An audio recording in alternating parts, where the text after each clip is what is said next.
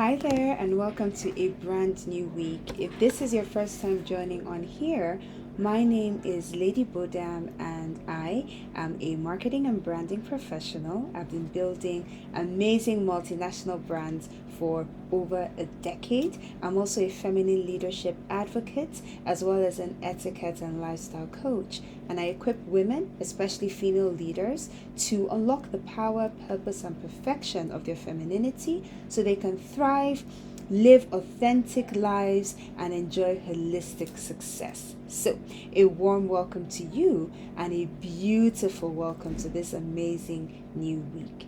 Today, I want to share 4 or 5 things about why being inauthentic is completely exhausting for female leaders.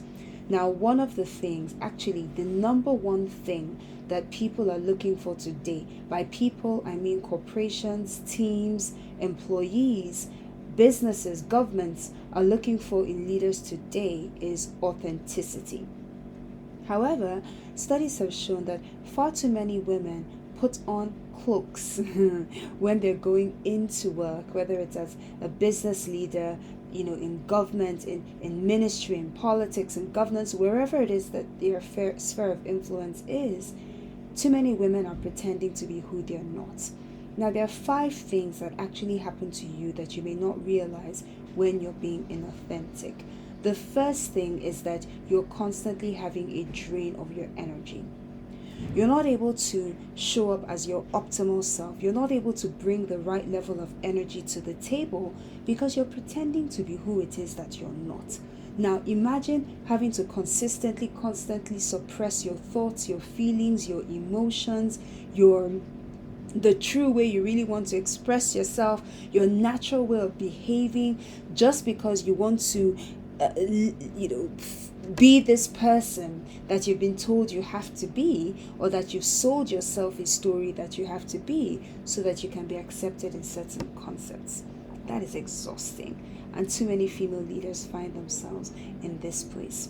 The second thing is that it causes a loss of connection to others. You see, all too often people can tell when we're being inauthentic. People can tell when there's something a little bit off, a little bit fake about us. And we subconsciously put up barriers between ourselves and our colleagues, between ourselves and the teams we lead. One of the other key things people look for in leaders is connection and this sense of humanity. So if people cannot connect with you because they feel that there is a wall between you and them, you end up being isolated, you end up being lonely, and you end up without authentic human connections in the one place where you typically spend a lot of your time, which is at work.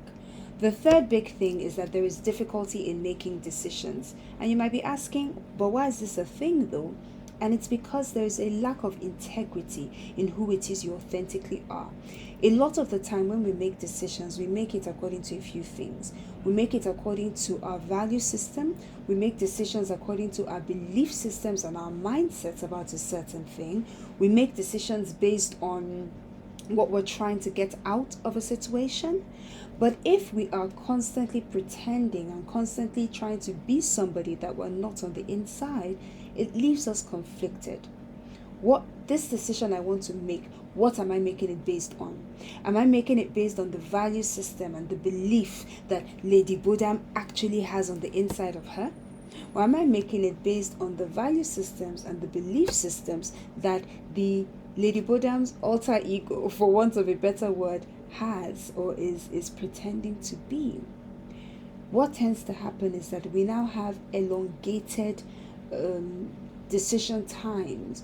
We're not able to be decisive when we're faced with a decision. We're not able to make a decision and stand by it. One of the pillars of executive presence is actually decisiveness, and that's the ability for leaders to quickly examine a situation, quickly make decisions, and be able to stand by and defend the decisions that they've made. Do you see all the ways being inauthentic is robbing us? The fourth thing is imposter syndrome. And what is imposter syndrome? It's the idea that we are less than who it is we really are. It's us constantly battling feelings of inadequacy on the inside. And then when we're inauthentic, we're just feeding into this subconscious and oftentimes false narrative that the woman that we are is not enough. The leader that we are is not enough. Our accomplishments are not enough. So there's a need, the more we put on this cloak of somebody else and walk a mile in somebody else's shoes, the more we're subconsciously feeding into our mind and telling ourselves, that's right, you're not enough as you, so you have to put on this extra thing so that you can act as if you're enough. So you're constantly feeding the feelings of inadequacy. And more, the fear of being exposed becomes bigger and greater until it almost paralyzes you, right? And the fifth thing I'll say is there's limited growth and development. And why is this? How does being inauthentic lead to limited growth and development? Because one of the things about being authentic is you're able to really examine your strengths and weaknesses.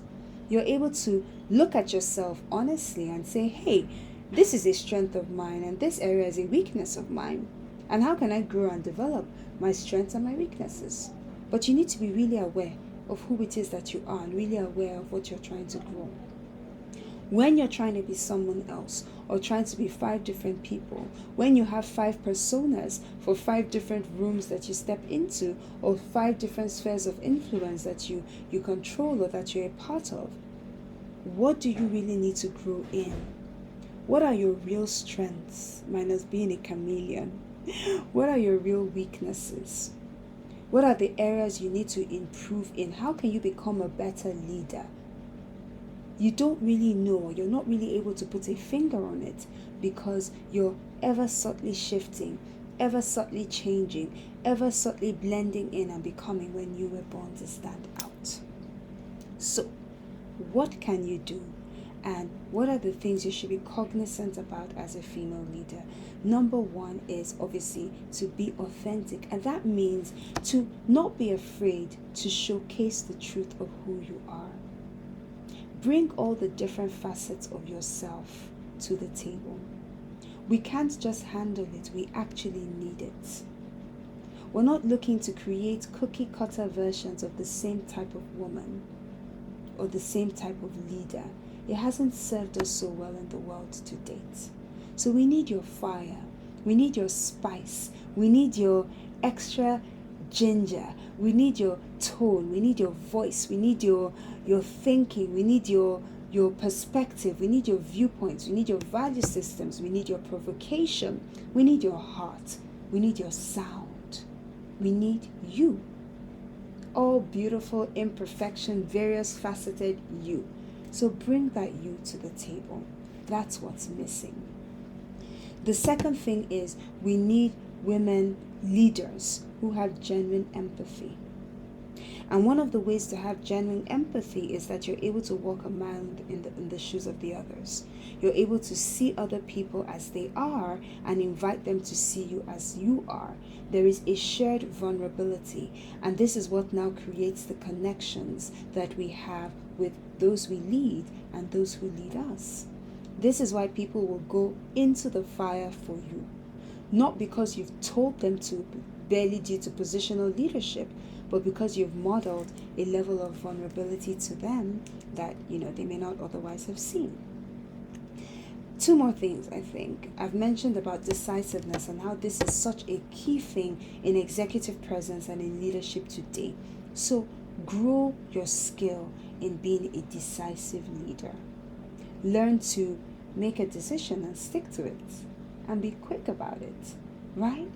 And back that up. And the final thing is leaders who are human. Be human.